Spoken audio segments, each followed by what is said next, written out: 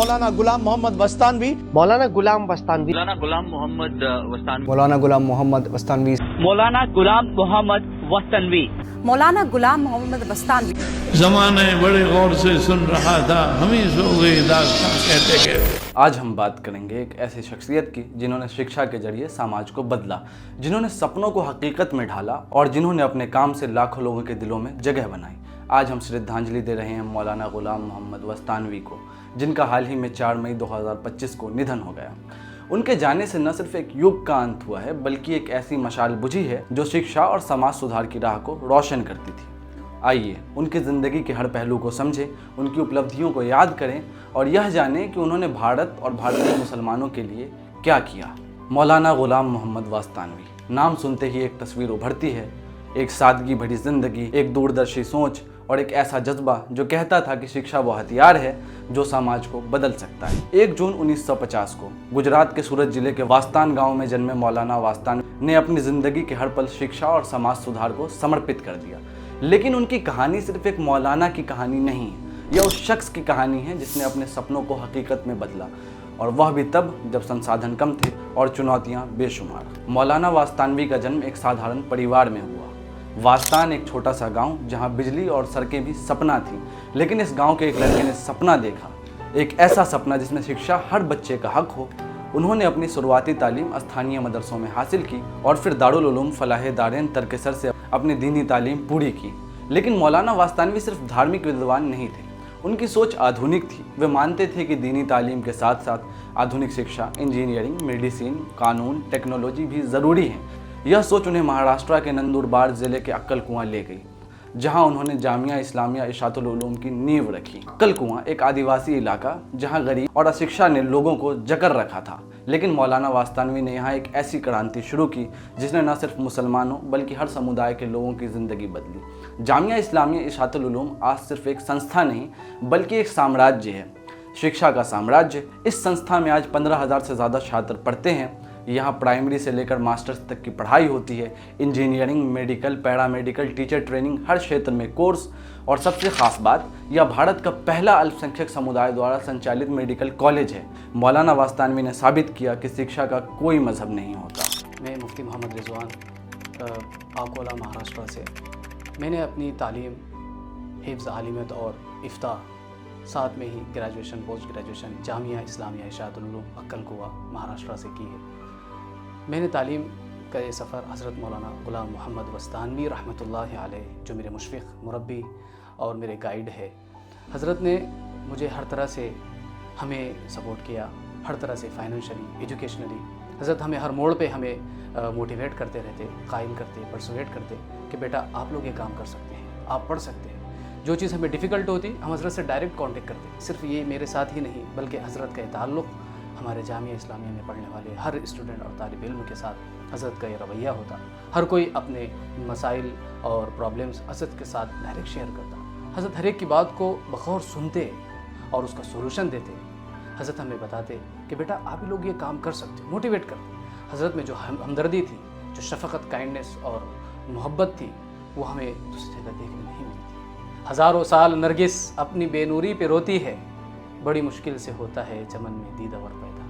वाक़अतन हज़रत की शख्सियत यही थी कि आप कई सालों में नहीं बल्कि सदियों में पैदा होने वाली शख्सियत की मिसाल है।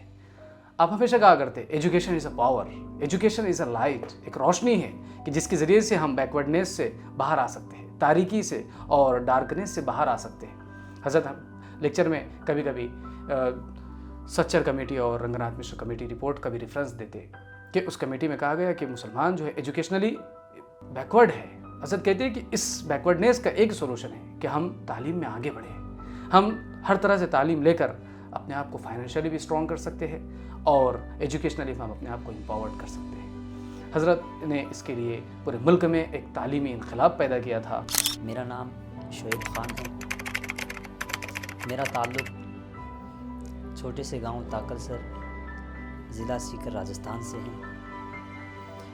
मेरी हिफ्ज़ की तालीम जामिया इस्लामिया इशातुल उलूम अक्कल कुआं की ब्रांच मदरसा सबील इरशाद फ़तेहपुर शेखावाटी में हुई। बात है 2014 की, जब मैंने ये फ़ैसला किया कि अब मुझे आगे नहीं पढ़ना है। तो उस दौरान हज़रत मौलाना गुलाम मोहम्मद वस्तानवी साहब रहिमहुल्लाह, उनके साले साहब हमारे यहाँ तशरीफ़ लाए, मौलाना अब्दुल रहीम साहब फलाई। उन्होंने मेरे वालिद के इसरार पर वो मुझे अक्ल कुआ लेकर गए और वहाँ पर मैंने फिर जामिया इस्लामिया इशातुल उलूम अक्ल कुआ के दारुल कुरान में दाखिला लिया। उस दौरान मेरी मुलाकात हज़रत मौलाना गुलाम मोहम्मद वस्तानवी साहब रहिमहुल्लाह से हुई और उनके सामने मैंने अपने ज़िंदगी का मकसद रखा कि मेरी जो ज़िंदगी है एकदम ओझल या अंधेरे के मानंद है, तो इस मरहले में मैं क्या करूँ। तो वहाँ पर डॉक्टर इमरान साहब हुआ करते हैं, अभी भी वहाँ के स्कूल के ज़िम्मेदार हैं। तो उनसे कहा कि इनका आप 12वीं के अंदर दाखिला ले लीजिए। तो मेरा वहाँ 12वीं साइंस के अंदर दाखिला हुआ, अल्हम्दुलिल्लाह अच्छे नंबरात से मैं पास हुआ। और फिर 2022 का एक वाक़या मेरे सामने पेश आया कि मैं दिल्ली में रमज़ान मुबारक के महीने में मैंने आकर यहाँ जामिया मिलिया इस्लामिया के लिए मैंने यहाँ पे प्रिपरेशन की। तो मेरा जाना 2022 में जामिया अक्ल को वापस हुआ। तो जिस दिन मैं वहाँ पर गया उसी दिन जामिया मिलिया इस्लामिया का रिज़ल्ट आया। मैंने हज़रत को जाकर बताया कि मेरा रिज़ल्ट आया। हज़रत ने कहा कि आज असर की नमाज़ पहली सफ़ में मस्जिद मेमनी में आपको पढ़नी है। जब मस्जिद मेमनी की पहली सफ़ में मैंने नमाज़ मुकम्मल की असर की, हज़रत ने मेरे हाथ में माइक दिया और कहा कि आप हमारे बच्चों को ये बताओ कि जामिया मिलिया इस्लामी में आप दाखिला किस तरीके से लेते हैं और कौन कौन सी किताबें होती हैं, आप कैसे प्रिपरेशन करते हैं। अगर आज के वक्त में हिंदुस्तान में अगर देखा जाए तो हज़रत मौलाना गुलाम मोहम्मद वस्तानवी साहब एक ऐसी शख्सियत थी जिन्होंने असरी उलूम और दीनी उलूम के माबैन एक पुल का काम किया है। और उनके बारे में बस मैं यही कहना चाहूँगा कि तुझे अब भी मेरे खुलूस का ना यकी आए तो मैं क्या करूँ, तुझे अब भी मेरे खुलूस का ना यकी आए तो मैं क्या करूँ, तेरे गेसुओं को संवार कर तुझे आईना भी दिखा दिया।